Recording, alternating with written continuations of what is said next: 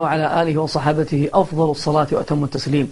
أما بعد أحبة الفضلاء، نعلم أن من العبادات مثل الصلاة والصيام والحج كلها أعمال فيها حركات، لكن مع كل حركة لابد أن يكون المغزى والحكمة النهائية أن يستفيد هذا القلب من هذه الحركات الظاهرة ويتغير. فموضوعنا في هالحلقة وفي هالدقائق البسيطة موضوع هز كثير من الناس، بل والله طرح أكثر خلق الله عز وجل اليوم على الأسرة البيضاء، بل والله أدى بأناس إلى المقابر لما اهتزت قلوبهم واضطربت أفئدتهم والنفسيات تعبانة وامتلأت الآن العيادات النفسية والحبوب كل هذا لأجل أن قضية القلب هذا مطمئن. كيف يطمئن؟ ما معنى التوكل؟ قل لي تصدق أعرف كيف أتصدق، لكن قل لي كيف أتوكل. حبيبي الغالي بمثال بسيط وبالمثال يتضح المقال. لو أني الآن أنا واقف معي 40 شخص كل واحد منهم معه رشاش وقد امتلأ بالرصاص، ورجل هناك خلف الكاميرا يهددني بسكين، هل تظن أني أنا أخاف أو أقطع البرنامج لأني خايف من السكين اللي معي؟ لا والله. تقول لي ليش؟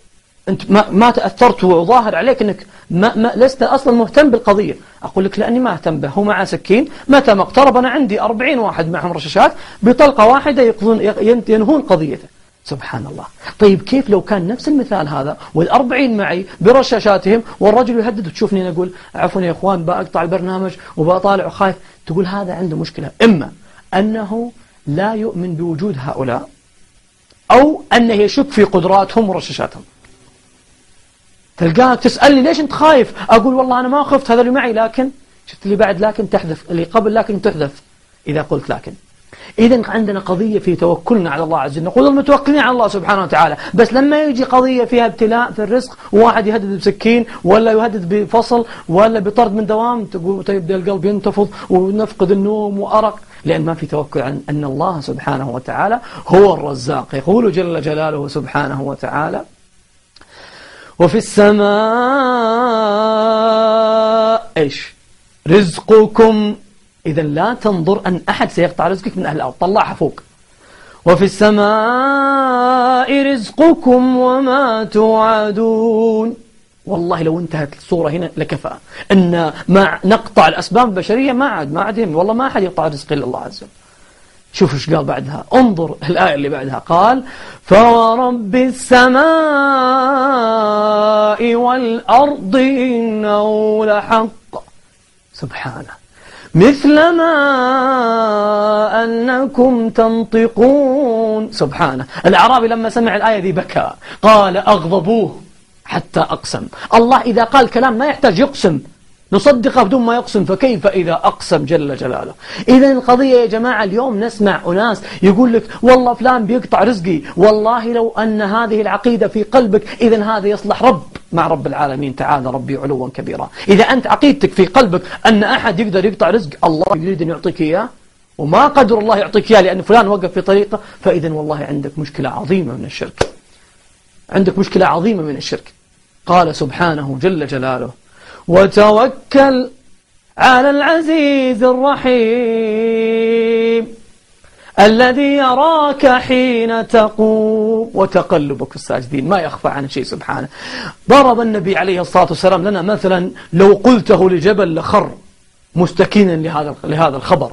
قال النبي عليه الصلاة والسلام: لو أنكم، شوف يقصدني أنا وفلان اللي عندنا وظائف وعندنا مشاريع وعندنا أبواب الرزق وعندنا شهادات وعندنا، يقول: لو أنكم تتوكلون على الله حق توكله. طيب إحنا كلنا ضاحك علينا الشيطان نحسب ونظن أن متوكلين على الله حق توكله. قال: لرزقكم. يقول والله لو تحقق عندك التوكل لرزقك مثل ما يرزق الطير. الطير ما عندها ولا شهادة ولا عندها ولا دوام ولا عندها ولا ريال ولا دينار ولا جنيه ولا عندها ولا شيء، لكنها ما قال تتوكل وقاعدة، لا هذا تواكل. قال: تغدو، وهي طالعة الصباح تغدو في الصباح خماصا ما عندها أي شيء، جياع طاوية وخاوية البطون، وتروح بطانا، وهي طالعة متأكدة أن الله سبحانه وتعالى ما يرجعني جايعة، أنا طلعت خماص بس سأرجع بطانا، مستحيل يقطع رزقي سبحانه جل جلاله. شوفوا اليقين، عمل ويقين، ما يصلح يقين بدون عمل ولا عمل بدون يقين. سبحان الله. لأجل هذا حبيبي الغالي نسمع اليوم يوم قل الإيمان وقل التوكل في القلوب يقول قائل والله فلان ما يرحم ولا يخلي رحمة ربي تنزل. سبحان الله، هذا يصلح رب إذا كان يمنع رحمة الله يريد أن يوصلها إليك. وهو لو جيت عنده بعد الصلاة تلقاه يقول اللهم لا مانع لما أعطيت ولا معطي لما منعت. تقول أنت مقتنع بالكلام اللي قاعد تقوله؟ لا والله مو مقتنع. لأجل هذا هو لما يطلع من المسجد يقول فلان ما يخلي رحمة ربي تنزل. طيب أنت تقول ما يمنع، لا مانع لما أعطيت، لأن قال الله قالوا آمنا بأفواههم ومو مقتنع ولم تؤمن قلوبهم. آمنا بأفواههم ولم تؤمن قلوبهم. ختاما حبيبي الغالي يقول رب العالمين جل جلاله ما يفتح الله للناس من رحمة خذها قاعدة وانحتها واحفرها في قلبك، ما يفتح الله للناس من رحمة فلا ممسك لها، لا فلان ولا مديرك ولا أي أحد، وما يمسك فلا مرسل له من بعده. فاطلبها من عند الله، إذا سألت فاسأل الله. جربها أن لا تحتاج إلا لله جل جلاله، وتوكلك على الله. توكل سكون القلب ولو تحركت الجوارح، أسعى واروح لكن قلبي مستكين